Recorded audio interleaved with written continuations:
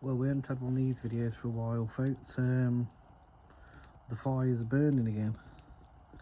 So, I'm not going to get too ahead of myself because realistically, even me personally, it's been a steady January and February. It's the first time, I would say, this year that I'm quite well up. So, let's be real. It could all go the other way.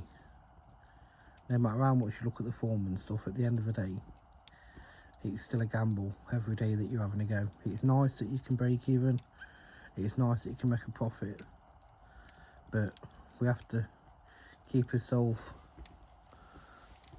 on an even keel. We don't change what we're doing, we keep doing what we're doing, small pots, and trying to build it. Now this weekend for me is quite unique for the channel because obviously there's quite a lot of investment for a weekend in just a couple of meetings. Now that could work out really good for myself and it could work out really good for the channel, but it could also be a bit of a hit. Now I'm personally not concerned either way, or I wouldn't have staked what I staked, but just be mindful that depending on your circumstances, at the end of the day, they're just my feelings of what I've gone with, and I found it quite difficult putting up the stakes I have, but that's what I've had. So like I say, it's been a real good month,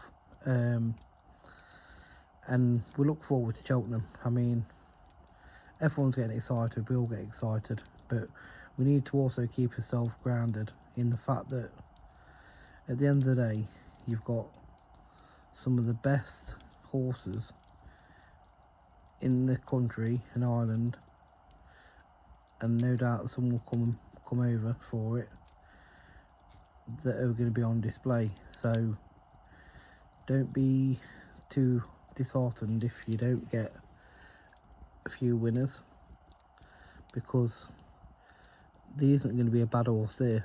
There's not going to be one bad horse at Cheltenham. They're all class. I mean, there might be the odd one that's managed to get in for a run at Cheltenham for a small stable, but they've all got their own merit. One thing I would say is don't get carried away too much with this is what I spoke about sort of earlier in the week about prices drifting.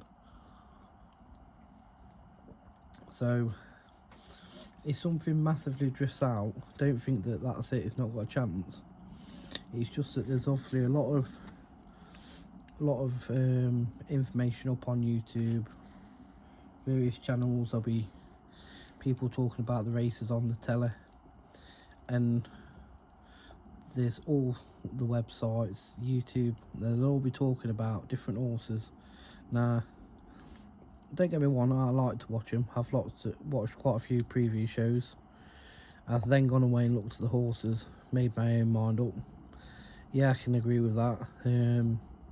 Andy Holding's one that I quite like to follow because he's a stat man and he looks at the times. I mean, times don't lie, so I would say that he's probably one of the better ones to follow.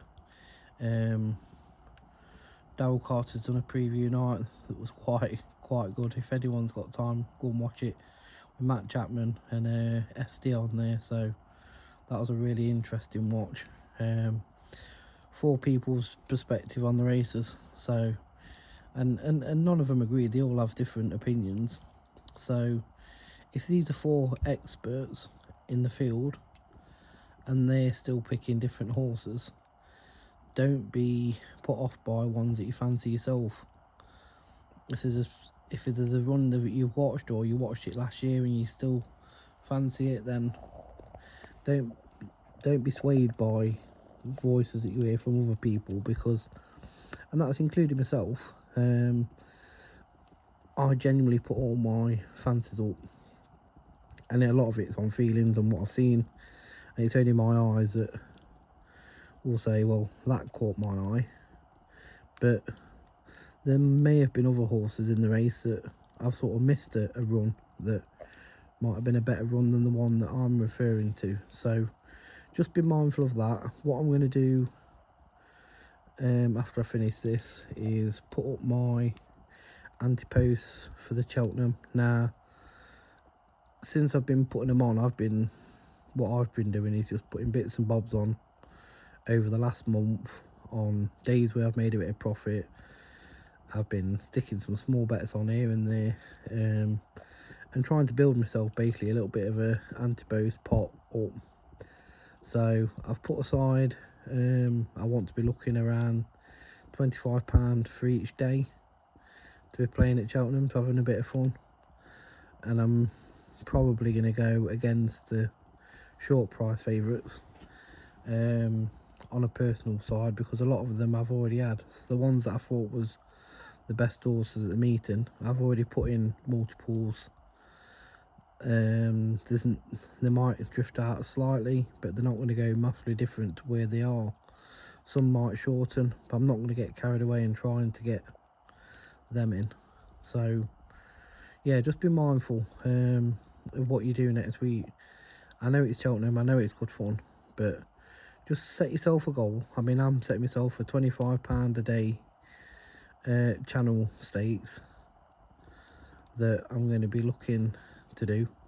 So I've put that aside now. That will be the daily channel stakes for Cheltenham, and I would like to think that hopefully we have a couple of good days, we might be able to make some profit. Now I'll be looking more towards handicaps, trying to find an edge in them, because I think realistically the graded races, the absolutely class horses are just going to bolt up, and you think, oh yeah, we knew that was going to happen. We knew that was going to happen last year. But there's still going to be the odd one, even in the graded races, that isn't going to be a million miles away. You can make an argument for all of them.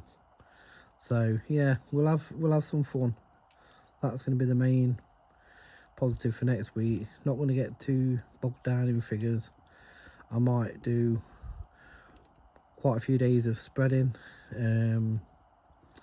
maybe on drifters, on ones that I fancy, horses that I just quite like, jockeys I like. So once we know more, when the final decks are out, you'll get a clear indication of which horses are going where. I don't think I'll be putting any more anti-posts on than I already have. We'll start to wait now and see where everything goes, and hit Cheltenham probably Monday evening, ready for Tuesday. And I'll be doing the night before.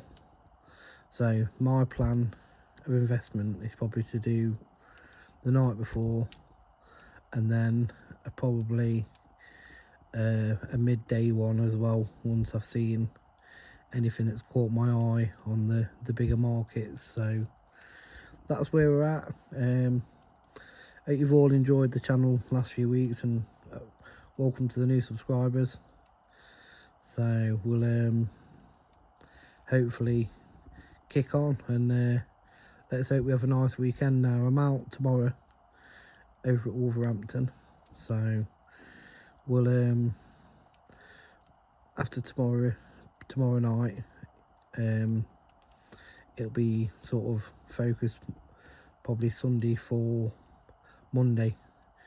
We'll see how we get on. Hopefully we have a bit of luck tomorrow.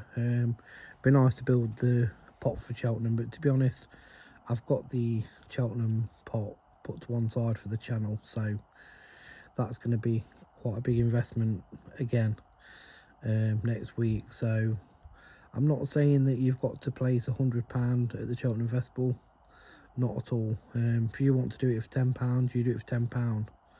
If you want to do it for £5, you do it for £5. If you don't want to do it at all, honestly, make your own decision up. But that's just what I'm going to be, just sort of to prep people that that's the sort of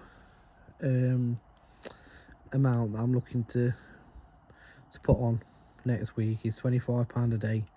There'll be a pre-race the night before, the bets will be up, and then I would say that probably 40% of the money is going to be used on the day when prices change and markets are opened up, looking for the value on the day.